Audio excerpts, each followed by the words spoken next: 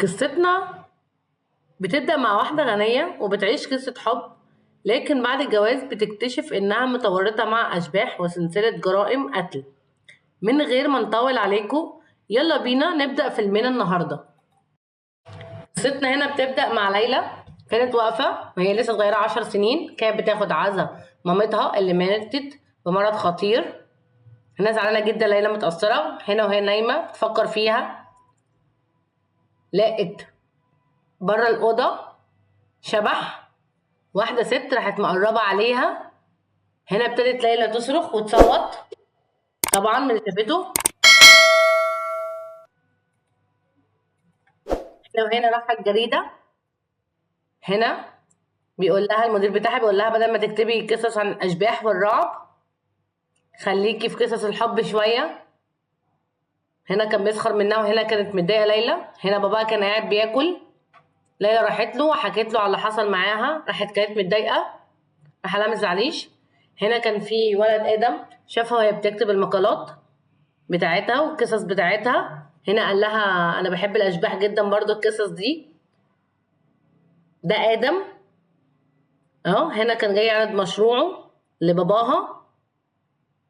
هنا راح باباها قال له، اتضايق جدا وقال له لا مشروعك مش حلو، مش هيمشي. هنا كان عمال بيقنعه ادم، بعدين راح زعل لما رفضه. بعد كده هنا بنته كانت بتقول له انت ليه رفضته؟ راح قال لها انا اصلا مش مرتاح للولد ده. قالت له ليه ده حلو؟ قال لها لا، قال لها ما تدخليش انت بين الكلام ده. بعد كده هنا كانت بتشوف القصص بتاعتها. هنا سمعت صوت نفس عالي في الأوضة. ابتدت لقت الباب الأكرة بتتحرك لوحده. هنا راحت مسكته، لقيتها اتحركت تاني لوحدها. هنا الست رجعت لها تاني الشبح وقالت لها مالكيش دعوة بالقصر الأحمر. هنا اهي حد مسكتها وقعدت تنبهها. هنا الخدامة دخلت عليها وقالت لها إن آدم تحت عايزك. هنا قال لها تعالي معايا الحفلة. هنا طبعا خافت وراحت راحة. هنا بيعرفها على أخته لوسي. هنا بيبتدوا يرقصوا مع بعض. هنا ابوه مش مرتاح له خالص ولا مرتاح للعيله دي، فراح قال للمحقق، قال له تابعهم وركز معاهم. هنا ابتدى اهو يخرج مع ليلى وهي طبعا فرحانه جدا. بدات تشوف حاجات غريبه، ان الفراشه واقعه والنمل متلم عليها.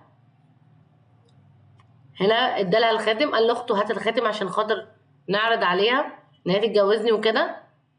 هما وراهم نصيبه طبعا اهو. هنا بيقولوا لا هما وراهم حاجه. هنا عزمهم على العشاء ابو ليلى وقال لهم خد فلوس اهو وابعد عن بنتي ماليش دعوه بيها. هنا راح قال له ماشي، وطبعا ما كانش يعرف ايه اللي هيحصل للراجل بعد كده. هنا قال لها انا جاي لي سفريه، فراح هنا بقى ايه مشيت. هنا طبعا بتقول لها انت مش ليه؟ قال لها باباكي مش عايزني. هنا طبعا كانت اتعلقت بيه وراحت ضربته بالقلم. هنا باباه وهو واقف بيحلق سمع صوت نفس غريب، ملحقش يشوف في ايه الراجل، لقاه مشدود من شعره اهو واتضرب في الحوض لحد ما مات. هنا ليلى كانت نايمة، لقيت الجواب، لقيته ان هو قال لها ان انا مشي يعني خلاص ادم. هنا راحت على الفندق جري عشان تشوفه قبل ما يمشي. هنا قالت لها لسه ماشي. هنا اهو هنا نادى عليها. هنا عمالة بتقوله ما تمشيش وتسيبني. هنا رجعوا تاني. هنا صاحب باباها لان باباك اتوفى وفي المشرحة لازم تيجي تشوفيه. هنا طبعا كانت منهارة. هنا ادم كان بيواسيها طبعا السوسة. هنا اتجوزت ادم وراحت عاشت معاه.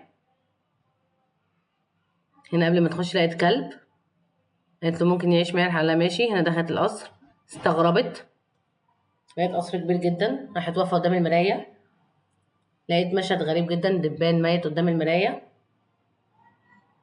هنا لقيت صوت، قعدت تمشي وراه والاسانسير طلع والكلب جالها وجاب لها كرة حمراء.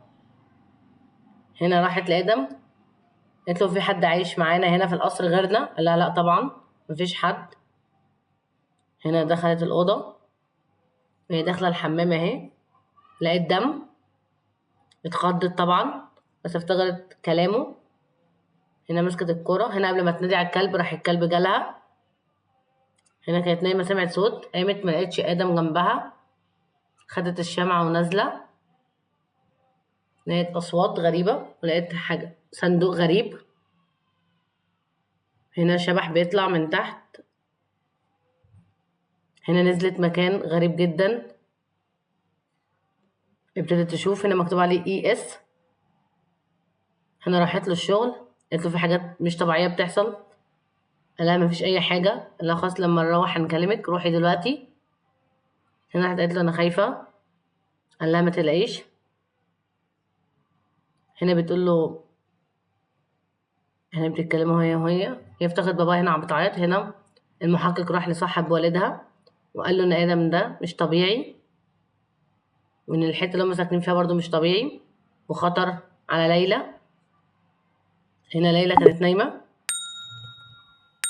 ولقيت حد بيشاور لها من بعيد. وبكده فيلمنا خلص النهارده. يا رب يكون عجبكم. يا ريت ما تنسوش تعملوا اشتراك في القناة وتسيبوا لنا لايك الجميل، ونستناكم المرة الجاية في فيلم جديد.